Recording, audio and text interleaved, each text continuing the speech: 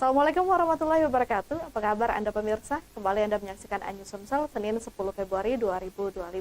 Tentunya selain 3 informasi menarik tadi, kami juga akan hadirkan beragam informasi menarik lainnya ke layar televisi Anda bersama saya, Anggun Prisma.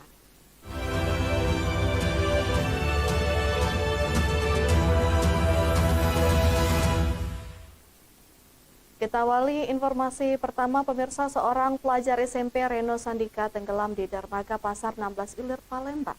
Ibu korban histeris saat menyaksikan upaya pencarian korban.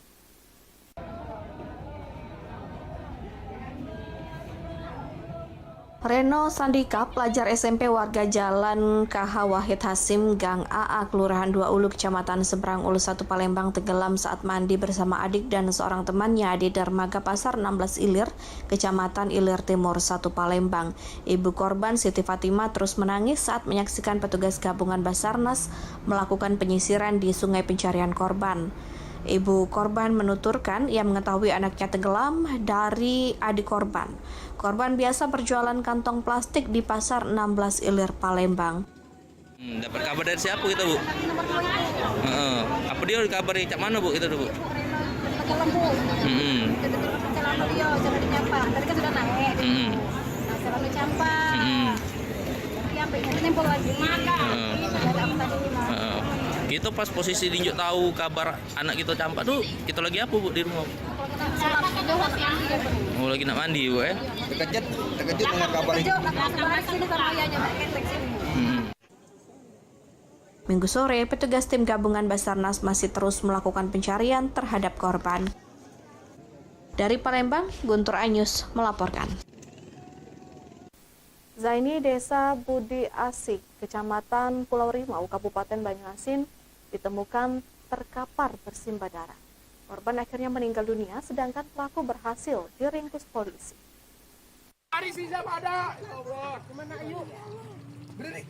Jenazah korban yang tiba di rumah duka disambut teriakan histeris keluarga. Sementara itu pelaku Darwan Syah yang sempat melarikan diri ke desa Wanamukting, Kecamatan Pulau Rimau, berhasil ditangkap petugas kepolisian beserta barang bukti. Rohim, Kepala Desa Budi Asih, mengatakan tidak mengetahui secara pasti kronologis pembacokan yang terjadi. Namun Kepala Desa mendengar sayup-sayup suara orang meminta tolong dan menemukan korban tergeletak di tanah pinggir jalan bersimbah darah. Setelah pelaku tertangkap, tersangka mengaku peristiwa terjadi akibat cekcok mulut.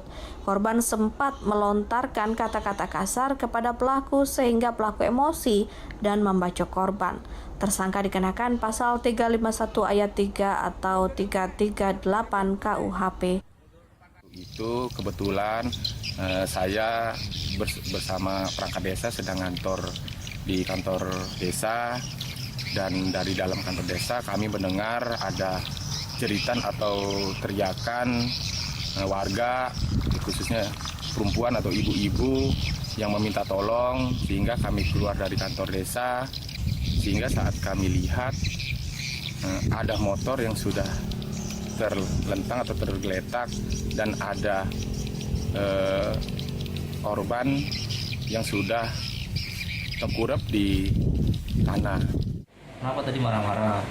Kemudian terjadilah cekcok di situ, sehingga menurut keterangan dari tersangka ini, korban mengeluarkan kata-kata kotor, kata-kata kasar sebanyak 3 kali. Nah, setelah itulah spontan si pelakunya langsung tersulut emosinya, yang sedang pada saat itu sedang memegang parang yang tadi digunakan dia untuk membersihkan semak-semak itu untuk disabitkan ke beberapa kali ke korban.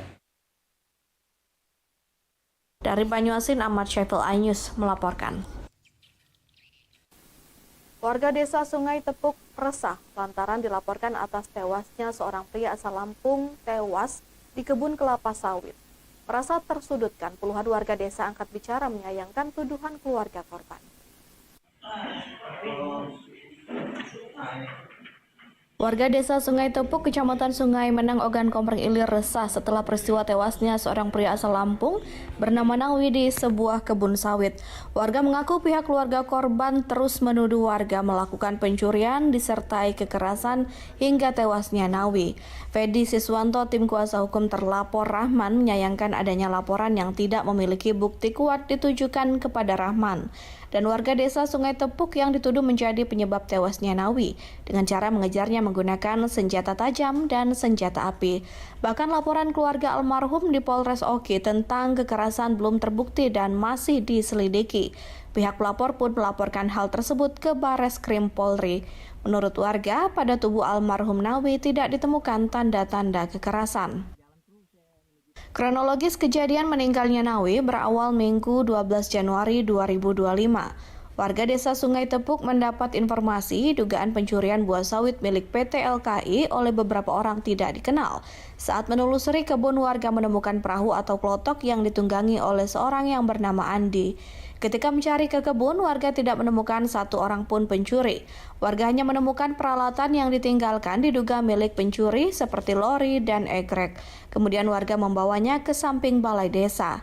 2 hari kemudian korban ditemukan tak bernyawa di kebun.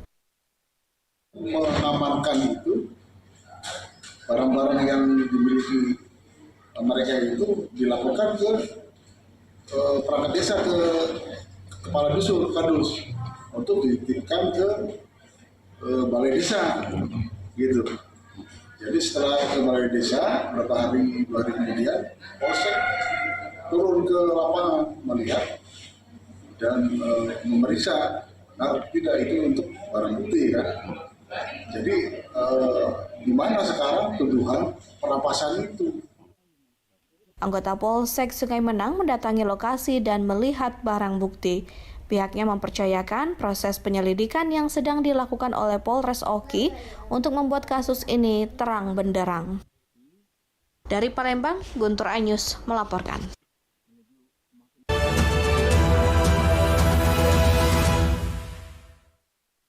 Morning Update, Senin sampai Jumat pukul 7 pagi di iNews.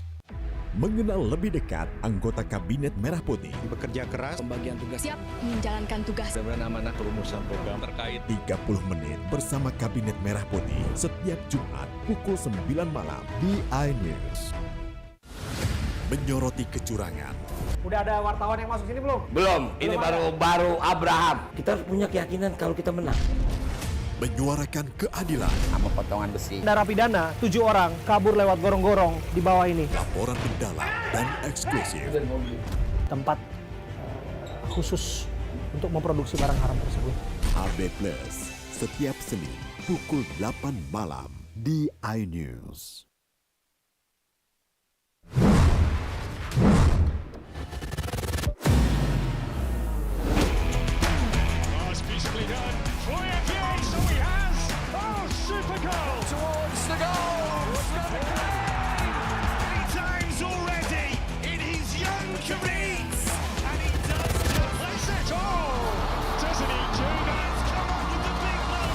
Bundesliga live iNews Premium Sports. Dahsyatnya MNC Bank. Ikuti dan menangkan grand prize 2 buah mobil dan raih berbagai hadiah menarik dengan total jutaan rupiah. Diberiahkan oleh GAC, Maisa Juan. Dipandu oleh Robi Purba, Amanda Zevania. Jumat 14 Februari pukul 9 malam live di iNews.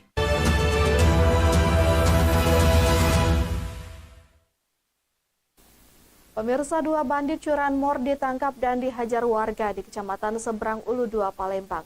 Keduanya nyaris tewas diamuk warga yang emosi. bantu. 2 bandar pencurian sepeda motor Iwan dan Eko dihajar warga usai mencuri sepeda motor milik warga di Jalan Kyai Haji Azhari, Gang Rukun, Kecamatan Seberang Ulu 2 Palembang. Keduanya menjadi bulan-bulanan warga hingga kritis lantaran melakukan pencurian sepeda motor milik mahasiswa yang berada di kos-kosan. Beruntung, nyawa pelaku masih dapat tertolong setelah pihak kepolisian datang ke lokasi kejadian. Pelaku masuk ke dalam halaman kos-kosan lalu dengan cepat membawa kabur sepeda motor milik korban bernama Maksum yang terparkir di halaman kos-kosan. Korban baru mengetahui motornya hilang saat hendak pergi ke kampus. Saat itu korban melihat motor miliknya sedang didorong oleh pelaku. Aku ke ini, Pak, dari kampus ya, dari kampus, nah ke mandi, habis mandi aku nak ke kampus lagi. Kok tiba-tiba buka pintu, motor aku ada kate. Aku keluar situ, posisi di depan situ ada wong yang nyetek motor. Langsung aku teriak maling, wongnya kena. Pelaku yang berapa? Pelaku yang dua, siko. Motor siko nyetek. Tersangka dibawa ke rumah sakit dalam kondisi tak sadarkan diri. Dari Palembang, Muhammad David Ainus melaporkan.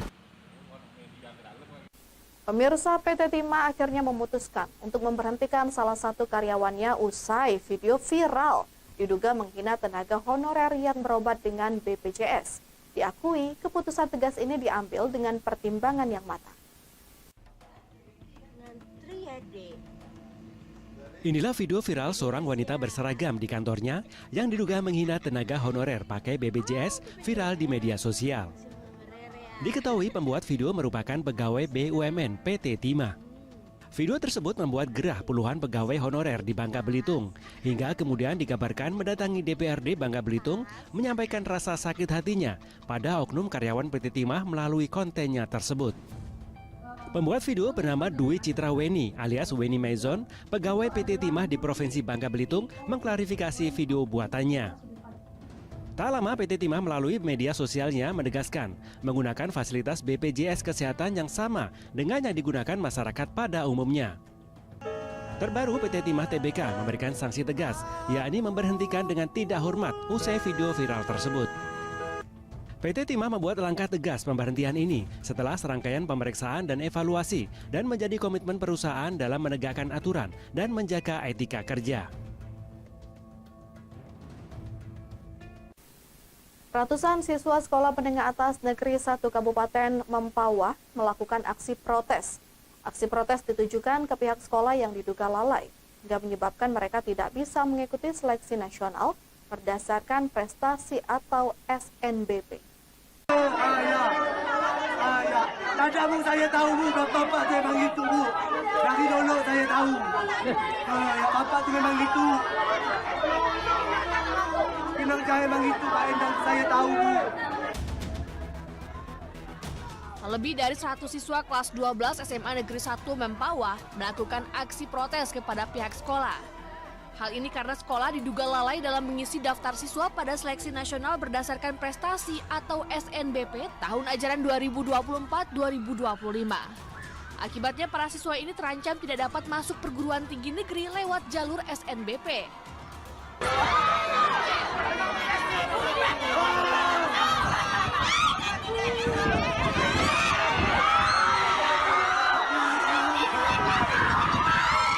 Yang kesal saya tu bang, gini benda ni dari bulan Desember. Bisa-bisa sampai Januari, sampai Februari belum selesai. Waktu jangka waktu tu panjang. Dia nyuruh siswa buat cepat akun kalau memang nak kuliah. Justru dia yang telah buat akun. Macam manalah? Kita tak kesal. Atas kekisruhan ini, Dinas Pendidikan dan Kebudayaan Kalimantan Barat akan memberikan sanksi kepada guru Seman 1 Mempawah yang lalai dalam mengisi data SNBP siswanya.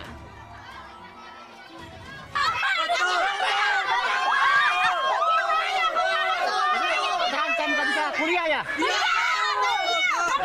Waktu PPDS tanggal 9, sedangkan kita baru dapatkan tanggal 22. Itu dari tanggal 9 ke tanggal 22 ngapain aja? Aksi protes juga dilakukan ratusan siswa dan orang tua SMA Negeri 4 Karawang, Jawa Barat. Protes dipicu oleh dugaan keterlambatan pihak sekolah untuk menginput data SNBP yang membuat lebih dari 100 siswa terancam kehilangan kesempatan untuk masuk universitas negeri lewat jalur SNBP. Para orang tua mendesak pihak sekolah dan Dinas Pendidikan setempat untuk segera mencari solusi agar nasib akademik siswa tidak terancam. Faktornya apa saja, Bu?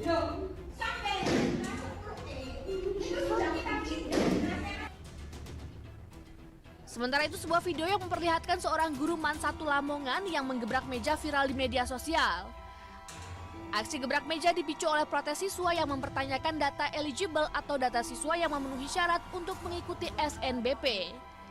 Karena data belum diinput pihak sekolah mengakibatkan 22 siswa terancam tak bisa kuliah lewat jalur SNBP. Proses pendaftaran nasional berdasarkan prestasi atau SNBP menjadi momen krusial bagi siswa kelas 3 SMA yang ingin berkuliah. Persyaratan SNBP melibatkan berbagai tahapan dan syarat yang harus dipenuhi atau disubmit pihak sekolah, mulai dari akademis, nilai ujian, serta informasi yang relevan. Tim Liputan, iNews melaporkan.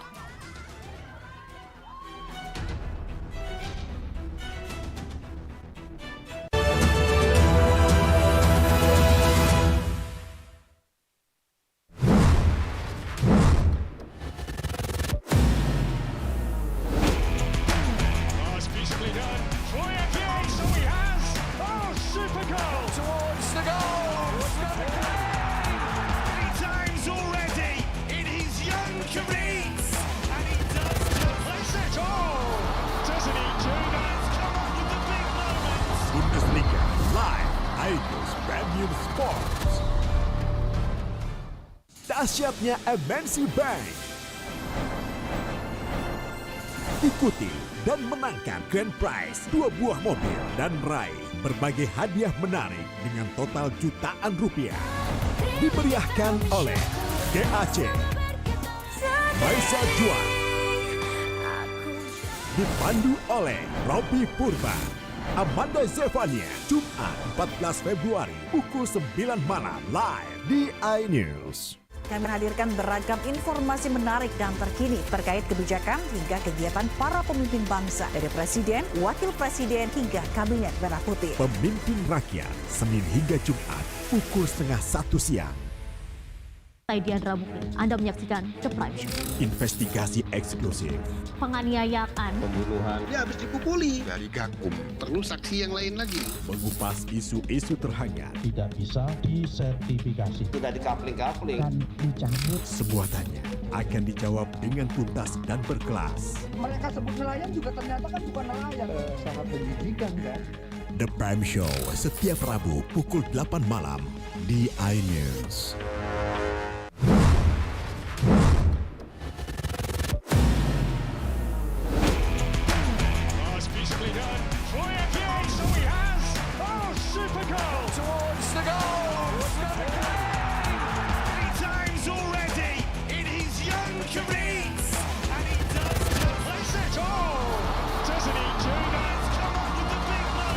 Bundesliga live, iNews Premium Sports. Morning Update Senin sampai Jumat pukul 7 pagi di iNews.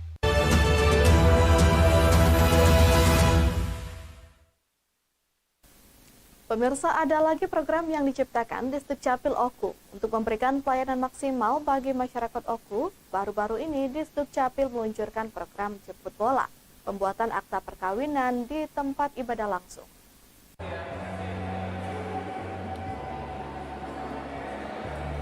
Dinas Kependudukan dan Pencatatan Sipil Oku kembali melakukan terobosan dengan membuat program baru, yakni jemput bola penerbitan akta perkawinan di tempat ibadah. Sebelumnya, program jemput bola identitas kependudukan digital telah diinisiasi Kepala Dinas Kependudukan dan Pencatatan Sipil Oku, Suryadi, sejak tahun 2024 lalu. Di tahun ini, program-program tersebut terus dilakukan guna membantu masyarakat untuk mendapatkan IKD. Kepala Disdukcapil Oku Suryadi mengungkapkan program dan inovasi yang dilakukan pihaknya sebagai wujud melakukan pelayanan maksimal kepada seluruh masyarakat di kabupaten yang berjuluk Sebimbing Sekundang. Suryadi mengungkapkan program baru yang dijalankan menerbitkan akta perkawinan langsung cetak di tempat dilakukan pihaknya menyasar langsung ke lokasi pernikahan, khususnya pasangan pengantin yang beragama non-Islam yang dinilai masih banyak belum memiliki akta perkawinan. Di tahun 2025 ini program itu kami lanjutkan kembali untuk jemput bola ke desa-desa dan ke sekolah-sekolah. Dan juga kami dari Dinas Kependudukan dan Catatan Sipil telah mempunyai program untuk menerbitkan akta perkawinan langsung cetak di tempat, di gereja-gereja dan di vihara. Alhamdulillah semua program-program ini bisa berjalan. Pada tahun 2025 ini kami telah melaksanakan jemput bola di sekolah-sekolah yang ada di Kabupaten Ogan Komering Ulu. Ini pun langsung cetak di tempat. Siswa-siswa yang setelah berumur 17 tahun langsung mendapatkan EKTP. Seluruh program Capil Oku, program jemput bola, pembuatan identitas kependudukan digital dapat berlanjut guna membantu masyarakat. Dari Ogan Komering Ulu, Widori Agustino iNews melaporkan.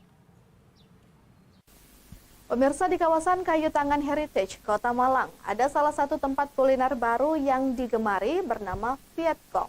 Berkonsep street food, Vietcong ini menyediakan mie Vietnam dengan bumbu kaya rempah dan diserbu pecinta kuliner dan habis dalam sekejap. Penasaran? Berikut liputan selengkapnya untuk Anda.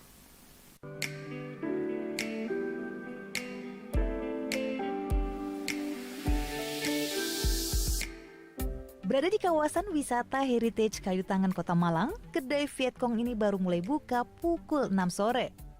Lihat saja, pengunjung sudah mengantri bahkan sebelum kedai ini buka. Berkonsep street food, kedai ini menjual makanan hangat berkuah, yakni mie Vietnam. Pertama-tama, mie putih yang terbuat dari tepung beras direbus dalam kuah bumbu.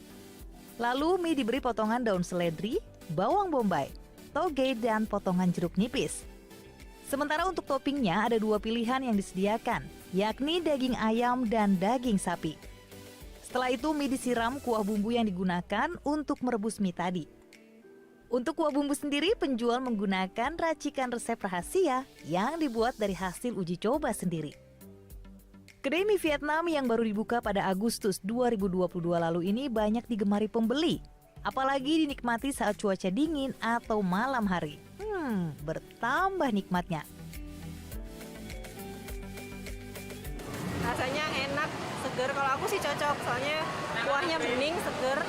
Kayak apa ya? Biasanya kan kalau yang berlemak itu kayak enak gitu kan, ini enggak. Siapa sangka usaha milik 4 orang pemuda ini awalnya coba-coba. Bahkan resep dan konsep pun dipelajari dari internet mengikuti tren kuliner.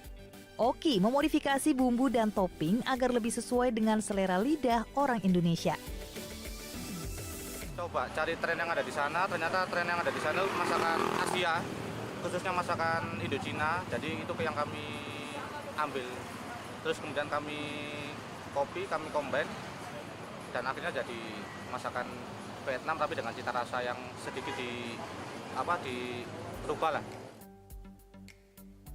Untuk menikmati semangkuk mie Vietnam ini, Anda cukup membayar Rp18.000 untuk topping daging ayam dan Rp23.000 untuk topping daging sapi. Nah, dalam sehari penjual hanya menyediakan 180 porsi mie Vietnam. Jadi, bagi Anda yang ingin mencobanya, jangan sampai kehabisan ya. Dari Malang, Jawa Timur, Denny Irwansyah, iNews melaporkan.